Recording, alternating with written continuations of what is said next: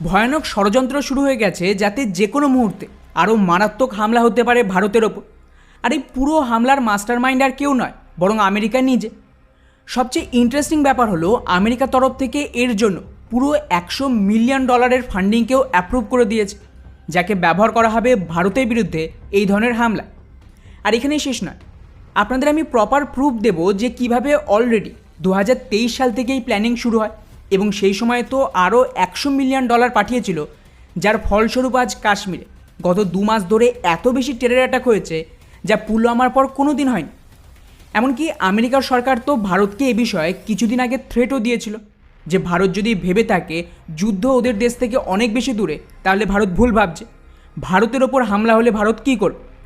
ফলে এই মুহূর্তে ভারত কিন্তু চরম বিপদে ফেসে গেছে এবং একই সাথে 3টে আলাদা আলাদা ফ্রন্টে ভারতের ওপর হামলার পরিকল্পনা চলছে, যাকে ঠেকাতে না পারলে দেশের কিন্তু ব্যাপক ক্ষতি হতে পারে। কীরকম? তো পুরো বিষয়টিকে ডিটেলসে জানবো, তবে তার আগে অবশ্যই আমাদের চ্যানেলটিকে সাবস্ক্রাইব করে আমাদেরকে সাপোর্ট করবেন। তো বন্ধুরা, দুদিন আগেই আমেরিকার তরফ থেকে প্রায় $100 মিলিয়ন একটা নতুন ফান্ডিং দেওয়া হয় পাকিস্তানকে, যেখানে ওদের দাবি এটা পাকিস্তানকে দেওয়া হচ্ছে আতঙ্কবাদের বিরুদ্ধে লড়াইয়ের জন্য। ইন্টারেস্টিং ব্যাপার হলো এখানে যে ধরনের স্টেটমেন্ট এসেছে আমেরিকার তরফ থেকে এই ফান্ডিং দেওয়ার সময়, সেটা কিন্তু ক্লিয়ারলি বুঝিয়ে দিচ্ছে এটা আতঙ্কবাদকে ঠেকানোর জন্য নয়, বরং আতঙ্কবাদী হামলা করানোর জন্য। এই ব্যক্তিকে তো ডেফিনেটলি আপনারা দেখেছেন, এনার নাম হলো ডোনাল্ড লু। এনাকে আমেরিকার তরফ থেকে অ্যাপয়েন্ট করা হয়েছে সাউথ এশিয়ার জন্য, স্পেশালি ভারতীয় সাবকন্টিনেন্টে। আর এনার স্পেশালিটি হলো কোনো দেশের আমেরিকা বিরোধী সরকার ভেঙে দেওয়া বা ওই দেশের ভেতরে সরকার বিরোধী আন্দোলন, দাঙ্গা বা মুভমেন্ট চালানো। এর জন্য কিন্তু এনার একটা পুরনো ইতিহাসও রয়েছে। আর আপনারা জানলে অবাক হবেন যে এনার দ্বারাই পাকিস্তানে ইমরান খানকে সরানো হয়েছিল, যে সম্পূর্ণ অ্যান্টি আমেরিকা ছিল, এবং বাংলাদেশে শেখ হাসিনার সরকারকেও সরানোর পুরো চেষ্টা করেছিল, কিন্তু শেষ পর্যন্ত ভারতের কারণে সেটা সফল হতে পারেনি। আর এনাকেই হালেই আমেরিকার কংগ্রেসে প্রশ্ন করে যে ভারত এত বেশি প্রো রাশিয়া হচ্ছে, প্রধানমন্ত্রী মোদি রাশিয়ার ভিজিট করছে, উনি এর বিরুদ্ধে কী করেছে। তো ইন্টারেস্টিংলি এখানে ওনার তরফ থেকে স্পষ্ট জানিয়ে দিয়েছে যে প্রধানমন্ত্রী মোদির ভিজিট নিয়ে আমরা তো খুবই চিন্তিত, আর এটাকে আমরা সিরিয়াসলি নিয়েছি, এর ওপর কাজ হচ্ছে। কিন্তু এর ঠিক পরেই ওনার তরফ থেকে পাল্টা প্রপোজাল দেওয়া হয়, যেখানে উনি দাবি করেন যে আমাদের উচিত পাকিস্তানকে $100 মিলিয়ন একটা ফান্ডিং দেওয়া, যেটা চীনকে কাউন্টার করতে সাহায্য করবে। আর এখানে গেম শুরু হয়। পাকিস্তানের ওপর চীনের $67 বিলিয়ন লোন রয়েছে, সেখানে আপনাদের মনে হয় যে মাত্র $100 মিলিয়ন কোনো ফারাক পড়বে? কোনো দিন না। ইন্টারেস্টিং ব্যাপার হলো গত বছর মানে 2023 সালেও সেমভাবে ওরা পাকিস্তানকে কিন্তু $100 মিলিয়ন দিয়েছিল, এবং এর পেছনে আমেরিকার রিজন দিয়েছিল যে পাকিস্তানে বন্যা মোকাবেলায় এটা সাহায্য করবে। আর খেয়াল করুন, কাশ্মীর কিন্তু মোটামুটি শান্ত ছিল, আমেরিকার তরফ থেকে $100 মিলিয়নের ফান্ডিং পৌঁছয়, আর ঠিক তারপরেই কাশ্মীরের টার্গেট কিলিং শুরু হয়।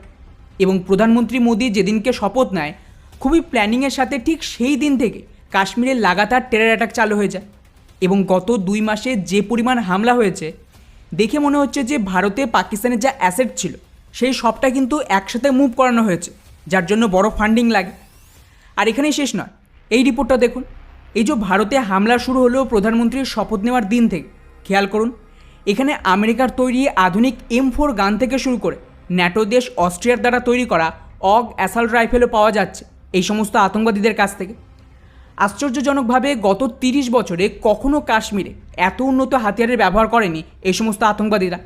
এখানে মেজরিটি AK সিরিজের রাইফেলই ব্যবহার করা হয়, যেটা পাকিস্তানের লোকালি তৈরি হয়।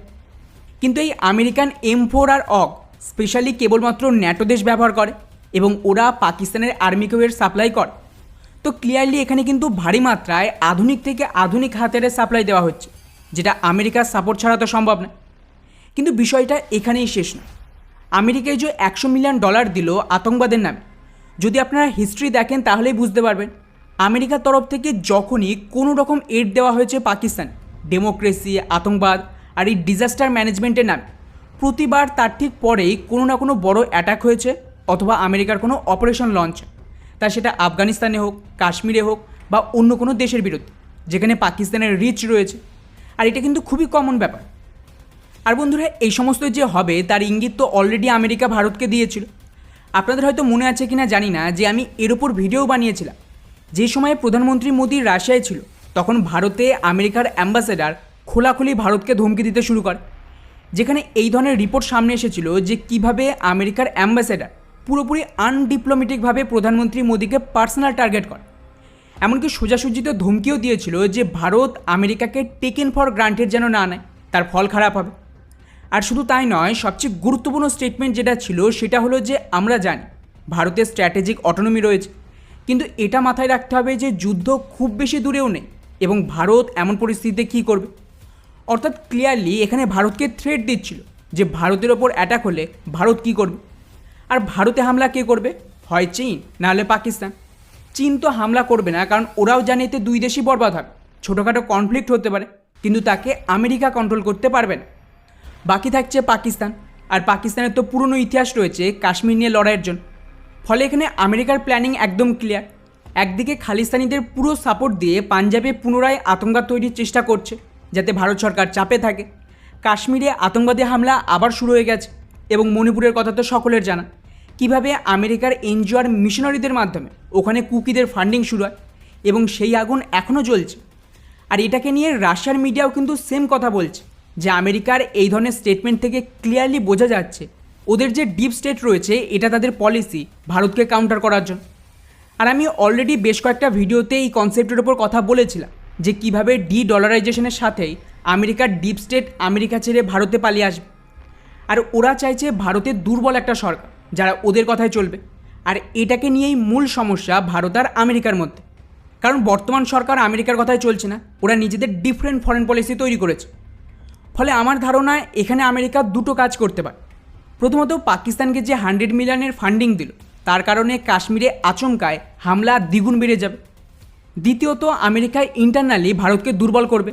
এর সবচেয়ে সহজ উপায় হলো দেশের ভেতর কোনো বড় প্রোটেস্ট আর দাঙ্গা করানো, যেমনটা ওরা বাংলাদেশে করেছে। আর এখানে কিন্তু একাধিক সুযোগ রয়েছে। পাঞ্জাবের কৃষকদের ম্যানিপুলেট করতে পারবে খালিস্তানিদের মাধ্যমে। হিন্দু মুসলিম দাঙ্গা তো সবচেয়ে সহজ ব্যাপার, আর তার সাথেই কিছু সময়ের মধ্যেই একাধিক বিল আনবে ভারত সরকার। তো সেই সময় এই বিলকে কাজে লাগিয়ে এর বিরুদ্ধে একটা দাঙ্গা করানো সম্ভব। ফলে যেরকমটা আমি বাংলাদেশের ক্ষেত্রে প্রিডিকশান দিয়েছিলাম যে বাংলাদেশে খুব তাড়াতাড়ি আমেরিকা দাঙ্গা করিয়েই ছাড়বে, তো দেখলেন কি ঘটলো বাংলাদেশে। ওরা কেবলমাত্র একটা রিজার্ভেশনকে কাজে লাগিয়ে পুরো দেশে আগুন লাগিয়ে দেয়। সেম ভারতও তৈরি থাকুক ইন্টারনাল দাঙ্গার কাশ্মীরে আরও ব্যাপক পরিমাণে হামলার জন্য। এখন দেখা যাক যে এর বিরুদ্ধে অ্যাকচুয়ালি ভারত সরকার কী প্রিপারেশান নিয়েছে। সম্ভবত ভারত এখানে অপেক্ষা করছে আমেরিকার ইলেকশনের রেজাল্টের জন্য। ওখানে যদি ট্রাম্প জিতে যায় তাহলে ভারতের এই সমস্ত সমস্যা অনেকটাই সলভ হয়ে যাবে, কারণ ট্রাম্প ডিপ স্টেটের প্রোডাক্ট না, এই কারণে ওনাকে তো মারারও চেষ্টা হয়। এখন দেখা যাক আগে কি হয়। বাকি পুরো বিষয়টিকে নিয়ে আপনাদের কি মনে হয় নিচে অবশ্যই কমেন্ট করে জানাবেন। জয় হিন্দ।